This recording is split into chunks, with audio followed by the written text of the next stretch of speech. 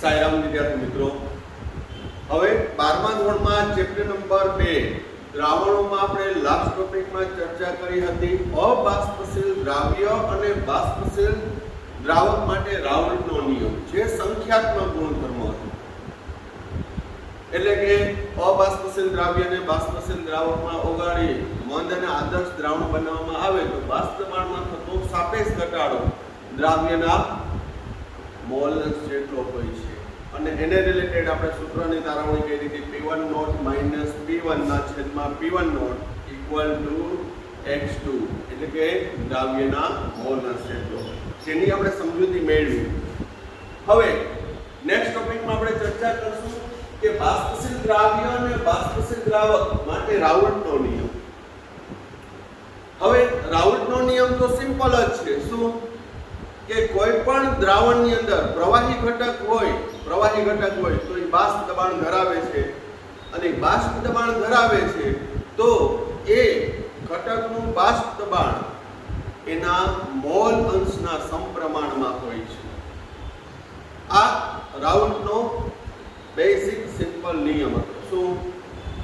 બાષ્પશીલ ઘટકનું બાષ્પ દબાણ એ તેના મોલ અંશના સમપ્રમાણમાં હોય છે. તો આગળના ક્વેશ્ચનમાં દ્રાવ્ય અબાષ્પશીલ હતો અને દ્રાવક છે બાષ્પશીલ હતો. પરિણામે જે તે દ્રાવણનું બાષ્પ દબાણ હતું એ ફક્ત દ્રાવકને જ આભારી હતું. એટલે જ આપણે લખ્યું P1 ચલે છે x1 એટલે દ્રાવકના મોલ અંશ, અને એના આધારે આપણે એની સાબિતી આપી દીધી. તો અહીં તો શું છે? બાષ્પશીલ દ્રાવ્ય છે અને બાષ્પશીલ દ્રાવક છે. આ બંને ઘટકો છે એ બાષ્પશીલ છે. તો એ બેને મિશ્ર કરવામાં આવે તો દ્રાવણ તો પ્રવાહી બનશે, કારણ કે દ્રાવક કેવો છે? બાષ્પશીલ પ્રવાહી. તો પ્રવાહી દ્રાવણનું બાષ્પ દબાણ છે એ કેને કારણે થતું હોય છે? એમાં શું ફેરફાર થાય છે? તો આ પણ ટોપિક એકદમ સિમ્પલ છે, પરંતુ આ ટોપિક રિલેટેડ દાખલાઓ છે એ બોર્ડમાં 4 માર્કના પૂછાઈ શકે, અથવા તો એમસીક્યુ ટાઈપના પ્રશ્નો ગુજસેટમાં કે કોમ્પિટિટિવ એક્ઝામ નીટ જેડબલઈમાં પૂછાઈ શકે. બહુ ઇન્ટરેસ્ટિંગ છે પણ બહુ સરળ છે. બરોબર? તો અહીં પહેલો મુદ્દો, ઈસવીસન 1886માં રાઉલ્ટે દર્શાવ્યું કે બાષ્પશીલ દ્રાવ્ય અને બાષ્પશીલ દ્રાવકને મિશ્ર કરતા બનતા દ્રાવણનું બાષ્પ દબાણ બંને ઘટકો એટલે દ્રાવ્ય અને દ્રાવક બંનેને આભારી છે, બંનેને કારણે થતું હોય છે. આપણે પર્ટિક્યુલર ઉદાહરણ દ્વારા સમજશું તો આખો નિયમ છે, આખું ક્વેશ્ચન છે એની તારવણી થઈ જશે. જેમ કે અહીં હું 1 મોલ પાણી લઉં, 1 મોલ પાણી લીધું, તેનું બાષ્પ દબાણ 298 કેલ્વિન તાપમાન ધારો કે 25 mm કેટલું હોય? 25 mm.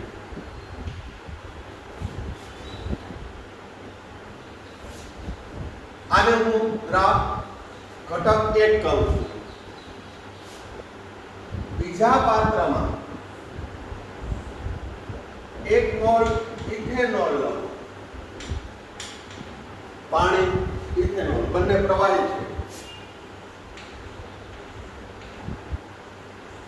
એ ઘટકને હું નંબર 2 આપું, એનું બાષ્પ દબાણ 30 મિલીમીટર પારાની ઊંચાઈ છે.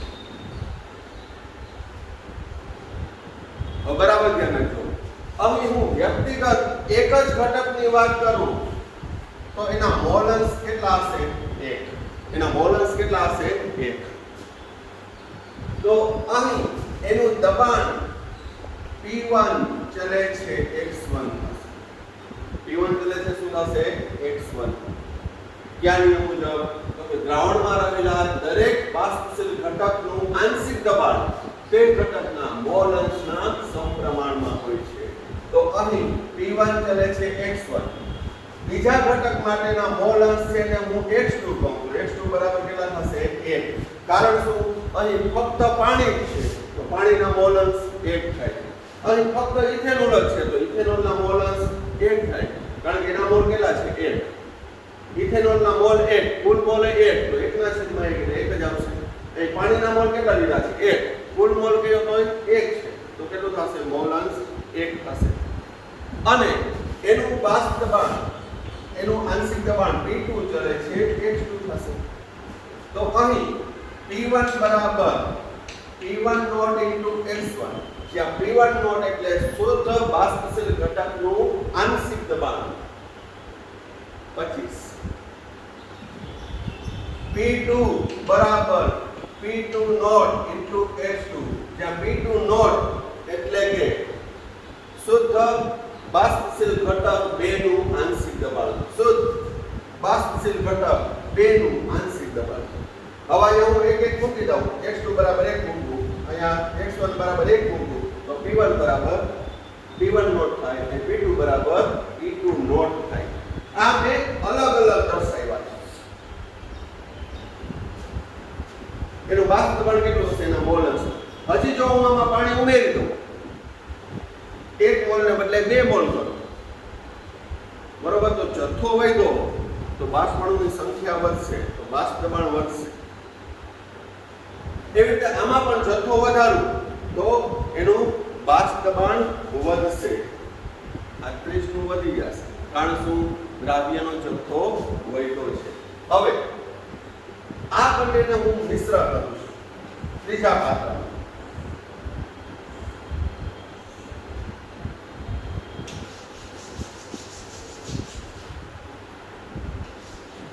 ઇથેનોલ અને પાણીના 1 મોલ અહીં મિશ્ર કર્યું તો એનું બાષ્પ દબાણ કેટલું થશે? કુલ બાષ્પ દબાણ P ટોટલ બંનેના આંશિક દબાણના સરવાળા બરાબર થશે. એવું કોણે કીધું? તો આ નિયમમાં લાગુ પડશે. હું 11મા ધોરણમાં તમને ચેપ્ટર નંબર 5 માં લઈ જઈશ. ડાલ્ટનના આંશિક દબાણનો નિયમ એક અંશે પાણી લાગુ પડશે. 1 મોલ પાણી 1 મોલ પાણી 1 મોલ ઇથેનોલ એને મિશ્ર કરું તો બનતા મિશ્રણનું બાષ્પ દબાણ કુલ બાષ્પ દબાણ બંને ઘટકના આંશિક દબાણના સરવાળા બરાબર હોય છે. કયા નિયમ મુજબ? ડાલ્ટનના આંશિક દબાણના નિયમ મુજબ. તો અહીં કુલ દબાણ P1 વત્તા P2 પરંતુ કુલ દબાણ ટોટલ P1 વત્તા P2 પણ P1 શું છે? P1 નોટ ઇન્ટુ x1 વત્તા P2 શું છે? P2 naught into x2.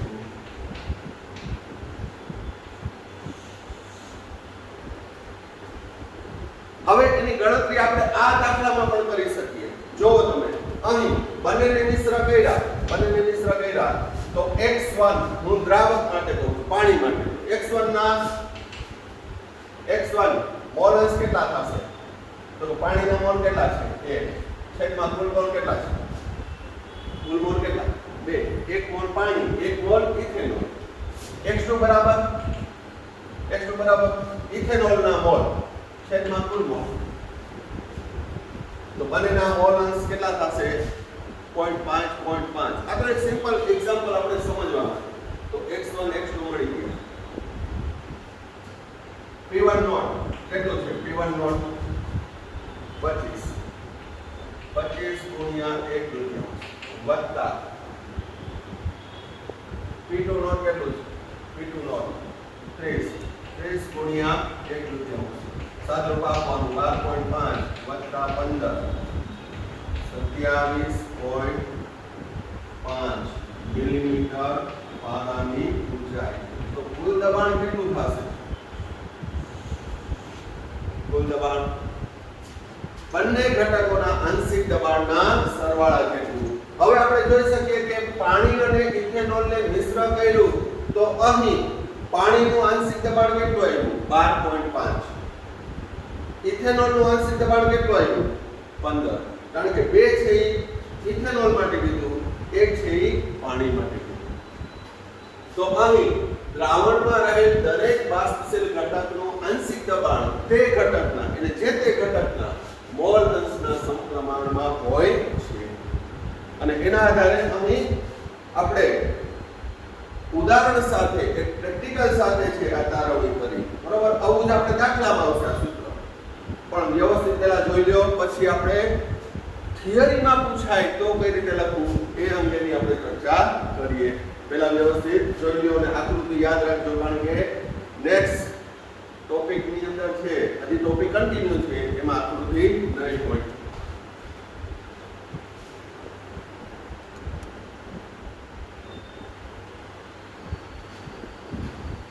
હવે થિયરીમાં પૂછાય તો શું લખવાનું? પહેલા ઇન્ટ્રોડક્શન સ્ટેટમેન્ટ શું 1886 માં રાઉલ્ટે દર્શાવ્યું કે બાષ્પશીલ દ્રાવ્ય અને બાષ્પશીલ દ્રાવકને મિશ્ર કરતા બનતા દ્રાવણનું જે બાષ્પ દબાણ છે એ બંને ઘટકો એટલે કે દ્રાવ્ય અને દ્રાવક આ બંને ઉપર આધાર રાખે છે, કારણ કે બંને ઘટકો બાષ્પશીલ છે.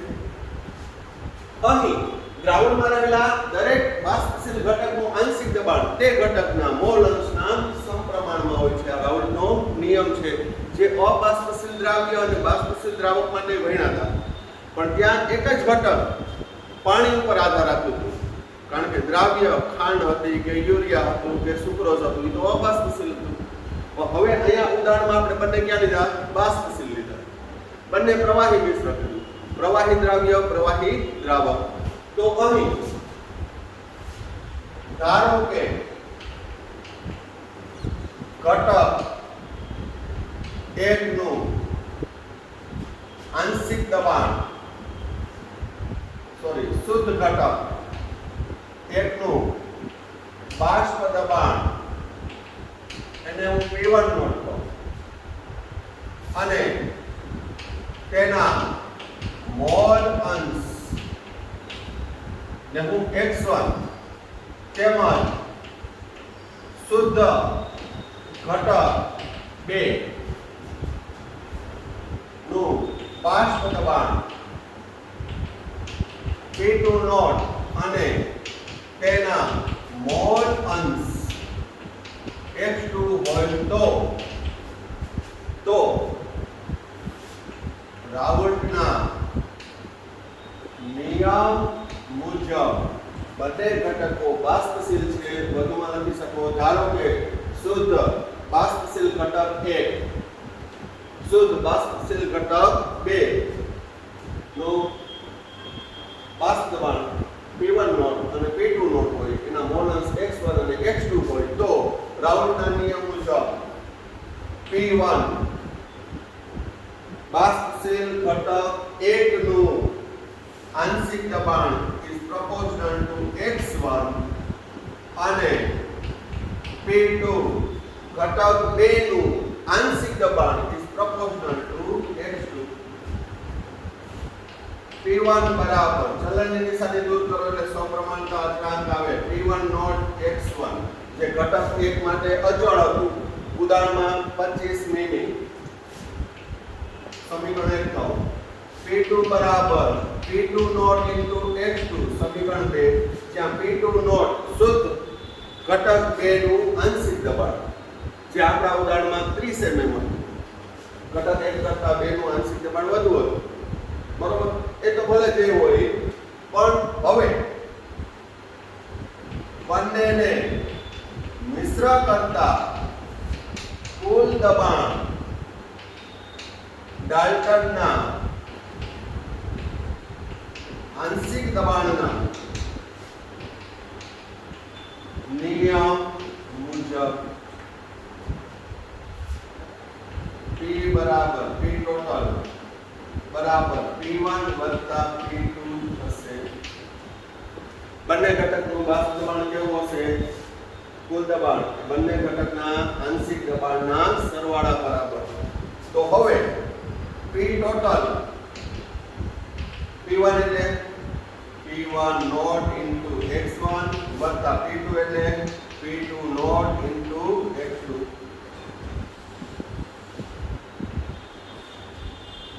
હવે તમને અહીં દાખલા ગણશું ત્યારે બે ઘટકનું દળ આપ્યું હોય કે ડાયરેક્ટ મોલ આપ્યા હોય કે ડાયરેક્ટ મોલ અંશ આપ્યા હોય અને શુદ્ધ અવસ્થામાં એના બાષ્પ દબાણ આપ્યા હોય તો તમે કુલ દબાણ શોધી શકો. આ એક સૂત્ર દ્વારા તમે કોઈ પણ દાખલો ગણી શકો. આપણે ભલે દાખલાના ગણશું જ પણ છતાંય આ સૂત્ર આવશે. બરોબર. અલગ અલગ તમે P1 P2 શોધીને પછી સરવાળો કરી કુલ દબાણ શોધો ગમે રીતે અને પછી એ બરાબર ધ્યાન રાખો. હવે આપણે જાણીએ છીએ કે x1 x2 બરાબર 1 થાય. કુલ મોલ અંશનો સરવાળો હંમેશા કેટલો થશે? 1 જ થાય. બરોબર. તો હવે ગમે તે તમે જો માનો કે x1 ને સૂત્રનો કરતા પણ બનાવો તો 1 x2 થશે. સમીકરણ 3 માં મૂકતા સમીકરણ 3 માં મૂકું x1 ની જગ્યાએ હું શું મૂકું? 1 x2 જોજો p ટોટલ બરાબર p1 નોટ ઇન્ટુ x1 ની જગ્યાએ 1 x2 વત્તા p2 naught into x2 p1 naught minus p1 naught into x2 વત્તા p2 નોટ ઇન્ટુ x2. નાનકડો ફેરફાર કરું છું. p1 નોટ આ પદ છે ને આગળ રાખું તો આ પદ છે પાછળ. સ્થાનનો નિયમ કાઈ મૂલ્ય બદલાશે નહીં. p2 naught into x2 minus p1 naught into x2 p1 naught વત્તા આ બંનેમાં x2 કોમન નીકળે એટલે p2 naught minus p1 not x2 અને હું સમીકરણ 4 અને સમીકરણ 4 બરોબર. શું કર્યું? આ સમીકરણ તો આવી ગયું. શુદ્ધ બાષ્પશીલ ઘટકનું બાષ્પ દબાણ P1 નોટ હતું અને તેના મોલ અંશ x1 હોય અને શુદ્ધ બાષ્પશીલ ઘટક 2 નું બાષ્પ દબાણ P2 નોટ હોય અને તેના મોલ અંશ x2 હોય તો રાઉન્ડના નિયમ મુજબ P1 ચલે છે x1, P2 ચલે છે x2. હજી ત્રીજો બાષ્પશીલ ઘટક હોય તો P3 ચલે છે x3. P1 ચલે છે x1, P2 ચલે છે x2. P1 બરાબર P1 naught into x1, P2 બરાબર P2 નોટ ઇન્ટુ x2. બંનેને મિશ્ર કર્યા પછી એનું કુલ દબાણ કેટલું થશે? કુલ દબાણ દળટના આંશિક દબાણના નિયમ મુજબ બંને ઘટકોના આંશિક દબાણના સરવાળા જેટલું થશે. P1 ને P2 ના મૂલ્ય મૂકી દીધા એટલે આ આવ્યું. હવે એમાં x1 x2 માં x1 ને સૂત્રનો કરતા બનાવ્યો તો શું આવ્યું? 1 x2 અહીં મૂકીને સિમ્પલ મેથમેટિકલ સ્ટેપ મૂક્યા છે. બરોબર. તો પહેલા વ્યવસ્થિત રીતે જોઈ લ્યો.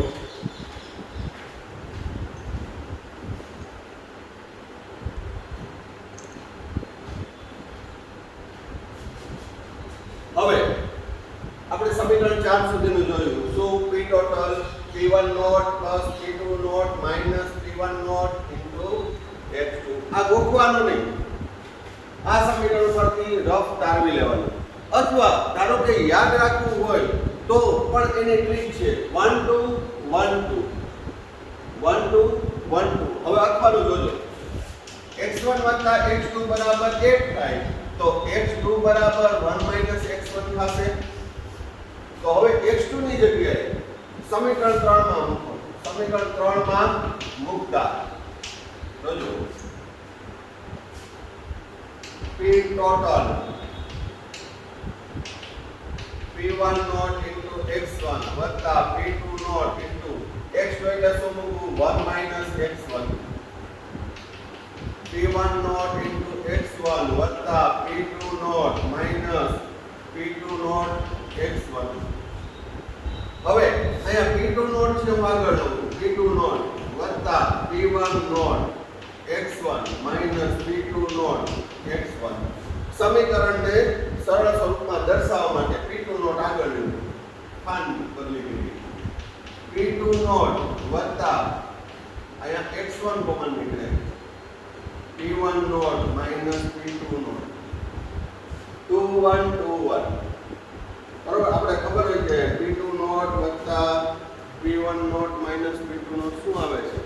જોઈ લેવાનું. તો P ટોટલ બરાબર P1 નોટ લખ્યું તો વત્તા કૌંસમાં P2 naught minus P1 not જ હશે. હવે કૌંસની બહાર x1 આવે છે કે x2 તો 1 2 1 2 આમ લખાયું હોય. P2 નોટ વત્તા શું આવે છે 2 તો અહીંયા 1 જ આવશે. P1 naught minus P2 not અહીંયા શું આવશે x1 આવે કે 2 1 2 1. તો સ્માર્ટલી યાદ રાખવાનું. પ્યોર બોકમાં જશો તો ગોટે ચડી જશો. આ સૂત્ર એમસીક્યુ માટે કામ આવે એટલે આપણે તારવવું જોઈએ. બાકી તો આ દાખલા માટે ઇનફ છે. બરોબર. તો અહીં બે સૂત્ર આવ્યા. એક સૂત્ર સમીકરણ 4 સમીકરણ 5 બંને સમીકરણ દ્વારા આમ તો ત્રણ સમીકરણ દ્વારા 3 4 અને 5 આ ત્રણ દ્વારા છે તમે કુલ દબાણ શોધી શકો. પણ હવે આ દર્શાવવાની જરૂર શા માટે છે? આ દર્શાવવાની જરૂર શા માટે છે? તો કે અહીં સમીકરણ 4 અને 5 ઉપરથી શું થાય કે કુલ બાષ્પ દબાણ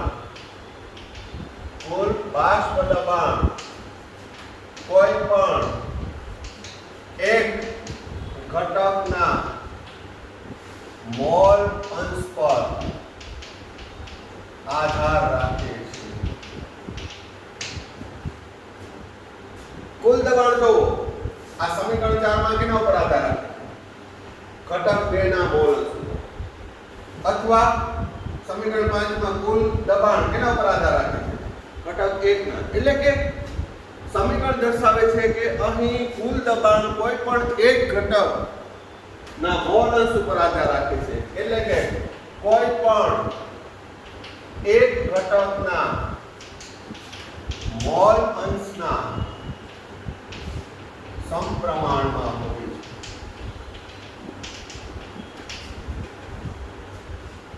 એટલે જો બે શુદ્ધ ઘટકના બાષ્પ દબાણ આપેલા હોય અને કોઈ પણ એકના મોલ અંશ જાણતા હોય તો તમે આ સૂત્રમાં પણ કુલ દબાણ શોધી શકો.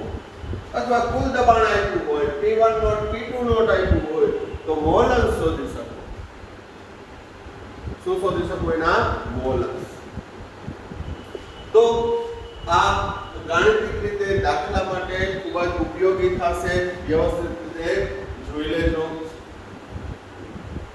હવે અગત્યનું બરાબર ધ્યાન રાખજો. અહીં આપણે અહીંયા ઉદાહરણ લીધું હતું ઘટક 1 ઘટક 2.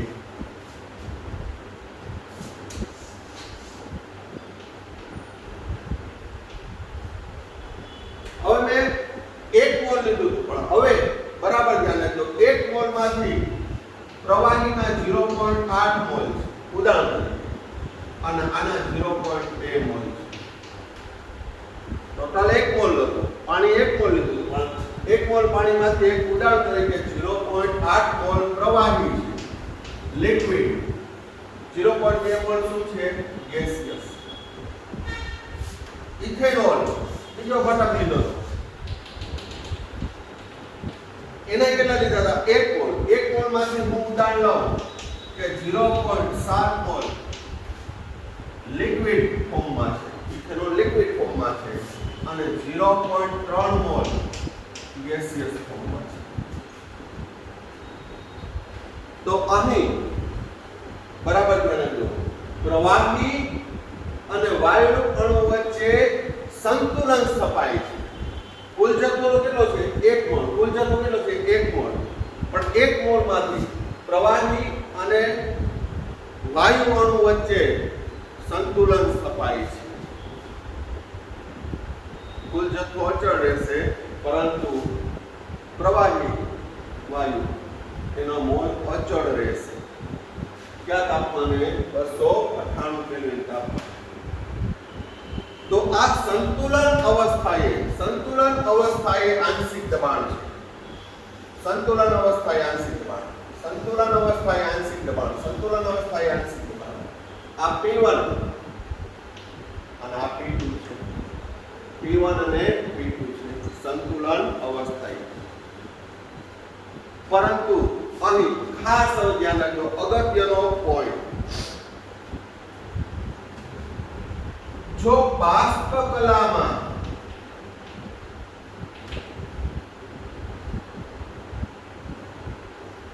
બાષ્પ દબાણ ફક્ત બાષ્પ કલામાં એટલે શું?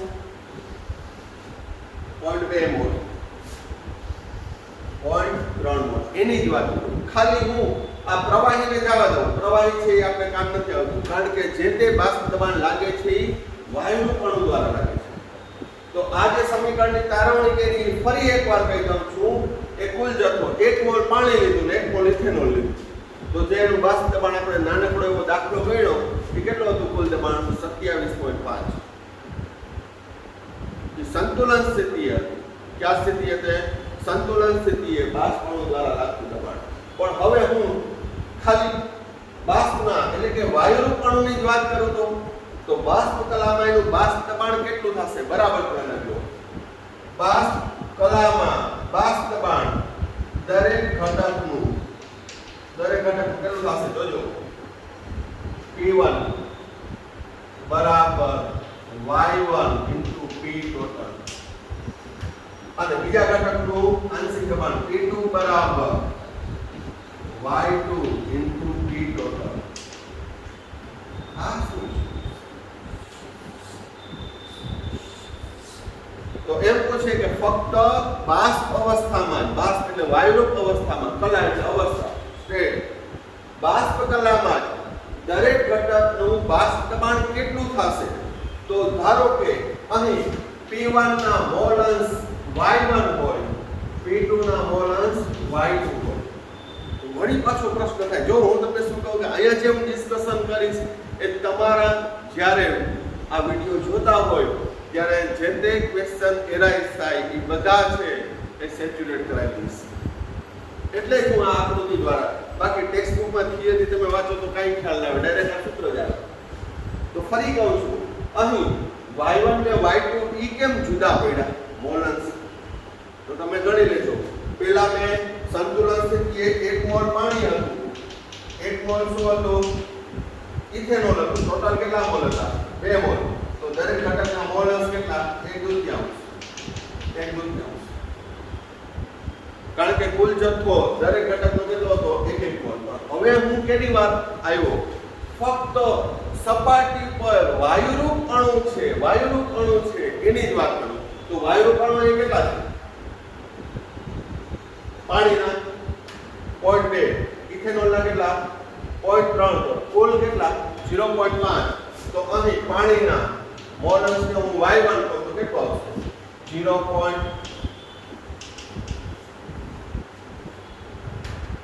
પાણીના વાયુરૂપ પાણીના મોલ છેદમાં કુલ મોલ. Y2 વાયુરૂપ ઇથેનોલના મોલ છેદમાં કુલ મોલ. સમજાય છે? તો બંનેના મોલ અંશો જુદા પડી ગયા. આ કેટલું થશે? 0.4. આ કેટલું થશે? 0.6. અહીંયા કેટલું આવ્યું? 0.5. કારણ કે એક મોલ લીધા હતા આપણે. એક મોલમાંથી અહીં પાણીના વાયુરૂપ અણુ કેટલા હતા? 0.2. ફક્ત વાયુ છે બાષ્પ કલામાં. 0.3 મોલ શું છે? વાયુરૂપ ઇથેનોલ. તો બાષ્પ કલામાં એના મોલ અંશ અનુક્રમે Y1 અને Y2 હોય તો જુદા આવ્યા. આ મેળ નથી કર્યો. આપણે દાખલા ગણશું ત્યારે પણ આ થિયરીમાં ફરી પાછો લઈ જઈશ. તો વાયુરૂપ હોય તો એનું આંશિક દબાણ શોધવાનું સૂત્ર શું? યાદ કરો, ડાલ્ટનના આંશિક દબાણના નિયમમાં કુલ દબાણ આપ્યું હોય તો દરેક ઘટકનું આંશિક દબાણ શોધવાનું સૂત્ર, દરેક ઘટકનું આંશિક દબાણ બરાબર તે ઘટકના મોલ અંશ ગુણ્યા કુલ દબાણ. ચેપ્ટર નંબર 5 ડાલ્ટનના આંશિક દબાણના નિયમમાં આંશિક દબાણ શોધવાના સૂત્રમાં આવી હતી. બાષ્પ કલામાં વાયુરૂપ ઘટક 2 નું આંશિક દબાણ એક ઘટકના મોલ અંશ ગુણ્યા કુલ દબાણ બરાબર થશે. તો વાક્ય રચના દાખલામાં હું ગણાવીશ ત્યારે પણ નોંધ કરાવીશ કે અહીં સંતુલન સ્થિતિએ ફક્ત બાષ્પ કલામાં રહેલા અણુઓના મોલ અંશ કેટલા છે? y1 અને y2. આ ક્યાં હતા? તો કે કુલ જે ઘટકના મોલ હતા એના ઉપરથી આ મોલ અંશ હતા. કુલ ઘટક 1 મોલ હતું, 1 મોલ હતું. તો ટોટલ થશે 1 ને 2. તો 1/2 પણ હવે અહીં આપણે જે y1 y2 કીધું એમાં 0.8 મોલ અને 0.7 મોલ નું કન્સિડર કરતા નથી. આવું ક્લિયરન્સ ક્યાંય તમને નહીં મળે. ટેક્સ્ટબુક ની અંદર પણ છે કે ડાયરેક્ટ જ આપી દીધું છે. તો આ શું થયું? બાષ્પ કલામાં આંશિક દબાણ. બરોબર. હવે સંતુલન સ્થિતિએ હોય એટલે અહીં P1 ની જગ્યાએ હવે હું શું મૂકી શકું? આ રેફરન્સમાં P1 નોટ into x1 બરાબર y1 into P total. સંતુલન સ્થિતિએ P2 એટલે P2 નોટ into x2 બરાબર y2 into P total. હવે તમને સંતુલન સ્થિતિએ x1 ને x2 મોલ જાણતા હોય, P1 નોટ અને P2 નોટ આપેલું હોય તો તમે કુલ દબાણ શોધી લ્યો અને એના ઉપરથી બાષ્પ કલામાં વાયુરૂપ અવસ્થામાં y1 અને y2 શોધી શકશો. અને આ થિયરી ભણ્યા પછી નેક્સ્ટ વિડિયોમાં ના દાખલા આવશે. પણ આ વિડિયોનો અભ્યાસ કર્યા પછી ચેલેન્જ આપું છું, ગેરંટી આપું છું કે તમે દાખલા પણ વોલેન્ટરી ગણી શકશો. પ્રોપર થિયરી સમજેલી હોય. બરોબર.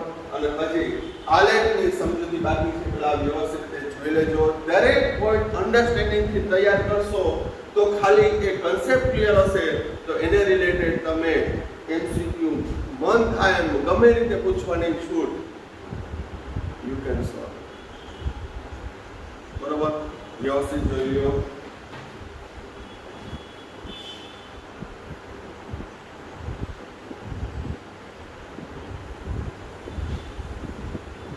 હવે બાષ્પશીલ દ્રાવ્ય અને બાષ્પશીલ દ્રાવક એ આપણે સૂત્ર દરમિયાન સૂત્ર એક જ યાદ રાખવાનું. P ટોટલ બરાબર P1 નોટ into x1 વત્તા P2 નોટ into x2. એના ઉપરથી સંપૂર્ણ તારવણી આવી જશે, ગોખવાનું નથી. બરોબર. હવે અહીં બે ઘટક ને મિશ્ર કર્યા છે. મેં ભલે ઉદાહરણ ઇથેનોલ અને પાણી લીધું, પણ ઇથેનોલ અને પાણી આદર્શ નથી. કારણ કે આના પછીના ટોપિકમાં આપણે ભણશું આદર્શ દ્રાવણ કેને કહેવાય, બિન આદર્શ દ્રાવણ કેને કહેવાય. બિન આદર્શ દ્રાવણ હોય તો ક્યાં ક્યાં ફેરફાર થાય છે એના પ્રકાર જોશું. બહુ અન્ડરસ્ટેન્ડિંગ અને ડિટેલ ટોપિક છે. પણ શોર્ટમાં કહી દઉં કે બાષ્પશીલ પ્રવાહી દ્રાવ્ય અને દ્રાવક આ બંને જ્યારે મિશ્ર કરવામાં આવે તો કુલ કદ છે એ બંનેના કદના સરવાળા જેટલું થવું જોઈએ. આના પહેલા લેક્ચરમાં પણ સમજાવ્યું. ધારો કે 10 ml મિશ્ર કર્યું તો 20 ml થવું જોઈએ. 20 થી ઓછું ના થવું જોઈએ, 20 થી વધુ ના થવું. તો એ ક્યારે થાય? તો કે બંને ઘટકો છે એ ખૂબ જ આકર્ષાતાય ના હોવા જોઈએ અને અપાકર્ષાતાય ના હોવા જોઈએ. તો એવું કેમાં જોવા મળે? તો સામાન્ય રીતે સમાન જ્ઞાતિના હોય એમાં. જેમ કે ઇથેનોલ અને પ્રોપેનોલ. આને મેં એક કીધું, આને મેં એક. ઇથેનોલ પ્રોપેનોલનું મિશ્રણ છે, આપણે આલેખ દ્વારા જોઈએ. અહીં શરત P2 naught greater than P1 naught. ઇથેનોલનું ધારો કે 30 mm હોય ઉદાહરણ તરીકે, તો પ્રોપેનોલનું 33 mm. તો અહીંયા P2 naught greater than P1 naught છે. બરોબર. તમે ઊંધું લઈ શકો પણ આપણે 2 થી ટેક્સ્ટ લઈએ છીએ. હવે જોજો આની અંદર આલેખ તમને જે ટેક્સ્ટબુકમાં આપ્યો છે એ વાસ્તવમાં 2 in 1 આલેખ છે. હવે હું ઘટક 1 ની જ વાત કરું. ઘટક 1 નો આલેખ હું દોરું. આ રીતે દોરું. P1 વિરુદ્ધ x1 આ 0 આ 1. તો આલેખ કેવો આવશે? જેમ જેમ x1 વધતા જશે, x1 વધતું જશે તેમ તેમ એનું આંશિક દબાણ વધશે.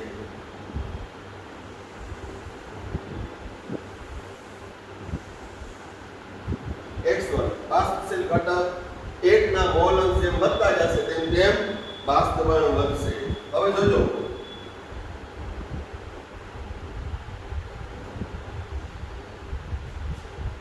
ધારો કે શુદ્ધ દ્રાવ્ય ઘટક એક જ હોત તો શુદ્ધ ઘટક એક હોય તો ખાલી પોતાની વ્યક્તિગત વાત કરું તો x1 કેટલું થશે 1. x1 1 થાય ત્યારે તેનું જે આંશિક દબાણ મળે એ કેટલું થશે P1 નોટ.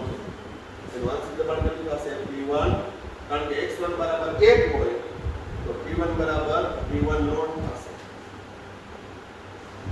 ફરી હવે ઊંધું કહો, મેં ઘટક 1 લીધો, બાષ્પશીલ પ્રવાહી ઘટક 1 લીધો.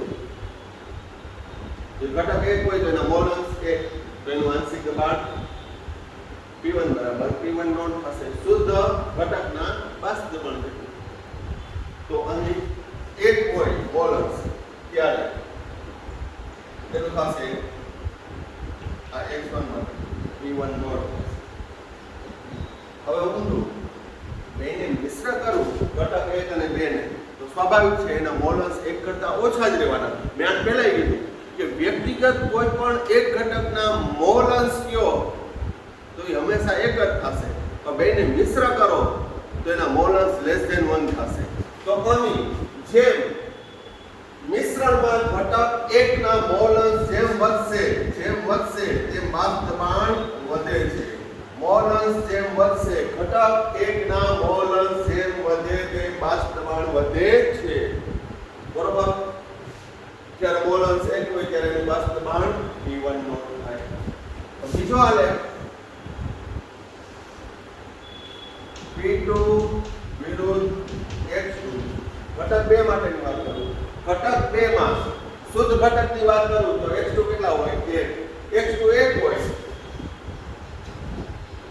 x2 1 હોય તો ત્યારે એનું દબાણ કેટલું થશે P2 બરાબર P2 નોટ જેટલું.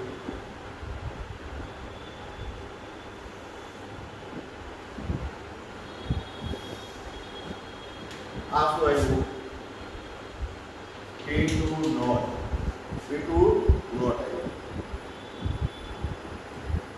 શું ઘટક 2 શુદ્ધ અવસ્થામાં તો મોલ અંશ 1 હોય તો મોલ અંશ 1 હોય તો P2 નોટ એનું બાષ્પ દબાણ થશે. બરોબર? તો હવે બેને મિશ્ર કર્યા તો હવે x2 પણ ઘટતો જશે. બરોબર? પણ એમાં એ મિશ્રણમાં જેમ ઘટક 2 ના મોલ અંશ જેમ વધતા જાય તેમ બાષ્પ દબાણ વધશે, મોલ અંશ ઘટતા જાય તેમ બાષ્પ દબાણ ઘટશે. એ આપણે દાખલા ગણશું ત્યારે એમાં ફેરવીને પૂછી શકાય. એ પ્રેક્ટિકલી તમે ડિસ્ટિંગ્વિશ કરી શકશો. પેલા મોલ મેં એક આપ્યા હોય તો એનું બાષ્પ દબાણ કેટલું થાય, પછી 2-3 આપ્યા હોય, ઘણા બધા દાખલા થઈ શકે અને એના આધારે તમે આલેખની સમજૂતી મેળવી શકો. પણ છતાં અહીં થિયરિકલ હું આલેખ સમજાવવાનો બેસ્ટ પ્રયત્ન કરીશ વ્યવસ્થિત સમજો. તો આ ઇન્ડિવિડ્યુઅલ આલેખ છે. પણ તમારે ટેક્સ્ટ બુકમાં જોશો તો આવું આલેખ નથી. એમાં આલેખ આવા છે. બેને મિશ્ર કર્યું તો આલેખ આવો છે.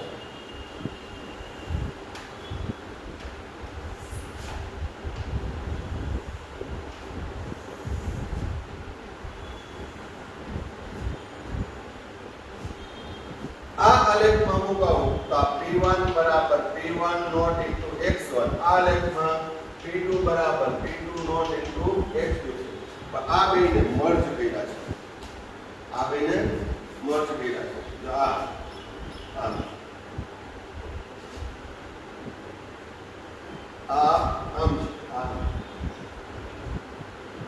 બેને મર્જ કર્યા છે. અહીં P1 નોટ કરતા P2 નોટ વધુ છે. બરોબર? તો હવે આલેખ દોરીએ તો કઈ રીતે દોરવાનું? બરાબર છે. પહેલા હું આલેખ દોરી લઉં. અહીંયા x1 બરાબર 1 તો x2 બરાબર 0. અહીંયા x1 1 છે તો x2 કેવો થશે 0. અહીં x1 બરાબર 0 તો x2 બરાબર 1. હવે x1 બરાબર 1 હોય ત્યારે અહીંયા શું આવશે P1 નોટ અહીંયા x2 બરાબર 1 હોય તો અહીંયા શું આવશે P2 નોટ બરોબર હવે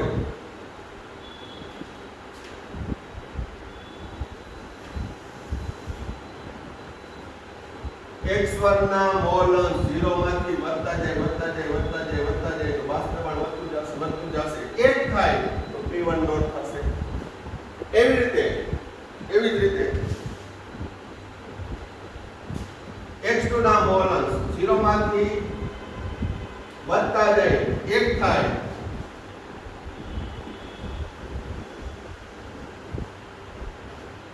માંથી 1 થાય તો એનું બાષ્પ દબાણ વધતું જશે 1 થાય ત્યારે P2 નોટ થાય બરોબર આ યલો છે 1 માટે છે એટલે P1 બરાબર P1 નોટ ઇન્ટુ x1 આ P2 બરાબર P2 નોટ ઇન્ટુ x2 અને આ બેનો આ લે એ P total બરાબર P1 નોટ ઇન્ટુ x1 વત્તા P2 નોટ ઇન્ટુ x2 થશે તો આ 2 in 1 આલે બરોબર શું આ ઘટક 1 ના પર્સનલ ઇન્ડિવિડ્યુઅલ આલે આ ઘટક 2 નો વ્યક્તિગત આલે એ બેને મર્જ કર્યા એટલે આલેખ નંબર 3 એટલે તમારી ટેક્સ્ટ બુકમાં આ આલેખ આપેલો છે એની અંદર આ ગોખવાની તમે ધારો x1 0 લખાઈ જાય તો અહીંયા x2 1 આવે અહીંયા x1 1 આવશે તો x2 0 આવશે બરોબર પણ શરત મુજબ અહીં P2 છે greater than P2 naught greater than P1 naught છે તો વ્યવસ્થિત સમજી દરેક પોઈન્ટ કરજો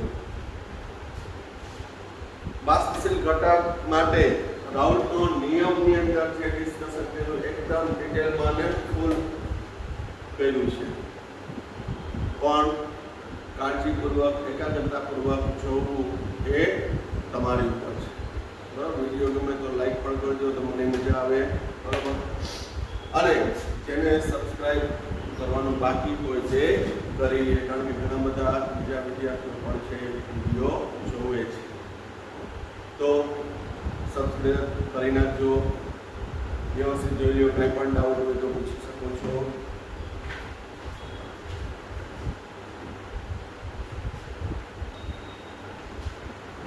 હવે આજે નાનકડો તમને ઇન્સ્ટન્ટ વર્ક આપું છું બહુ સિમ્પલ છે કાંઈ નથી ખાલી સંજ્ઞાનો ભેદ છે મેં થિયરીમાં ટેક્સ્ટ બુક મુજબ ઘટક 1 અને 2 ભણાવ્યું ઘટક 1 અને ઘટક 2 પણ હવે હું કહું છું બાષ્પશીલ ઘટક A અને બાષ્પશીલ ઘટક B એનું દરેક ઘટકનું આંશિક પ્રમાણ P નોટ A અને P નોટ B એના મોલ્સ x છે અને x B છે તો P ટોટલ ના જે સમીકરણ આપણે તાર્યા સમીકરણ નંબર 3 4 અને 5 કે જેમાં સમીકરણ 4 અને 5 કોઈ પણ એક ઘટકના મોલ્સ ના સમપ્રમાણમાં હતું તો એવું સૂત્રમાં અહીંયા સંજ્ઞાની જગ્યાએ A ને B આપેલા છે સંજ્ઞા A ને B આપેલા છે તો એ સમીકરણ ખાલી મને 3 દરેક વિદ્યાર્થીએ લખીને મોકલવાના રહેશે બરોબર આ વિડીયોમાં આપણે અહીંયા સુધી રાખીએ છીએ બાષ્પશીલ દ્રાવ્ય બાષ્પશીલ દ્રાવક અને અબાષ્પશીલ દ્રાવ્ય બાષ્પશીલ દ્રાવક માટે રાઉલ્ટના નિયમ છે એનું થિયરિકલ પોર્શન અહીંયા પૂરું થાય છે ખૂબ જ અગત્યના છે કોમ્પિટિટિવ લેવલે અગત્યના છે બોર્ડ એક્ઝામની દ્રષ્ટિએ ખૂબ જ અગત્યના છે કાળજીપૂર્વક લર્ન કરજો અને વ્યવસ્થિત આગળના દાખલા અબાષ્પશીલ દ્રાવ્ય માટે કરાવી દીધા છે હજી સ્વાધ્યાયના ઘણા બધા હશે બધા દાખલાઓનું ડિસ્કશન કરશું પણ એ તમારે તૈયાર થઈ જવા જોઈએ પાકા થઈ જવા જોઈએ બરોબર અને આને રિલેટેડ દાખલાઓ નેક્સ્ટ વિડીયોમાં કરશું થેન્ક યુ સાઈરામ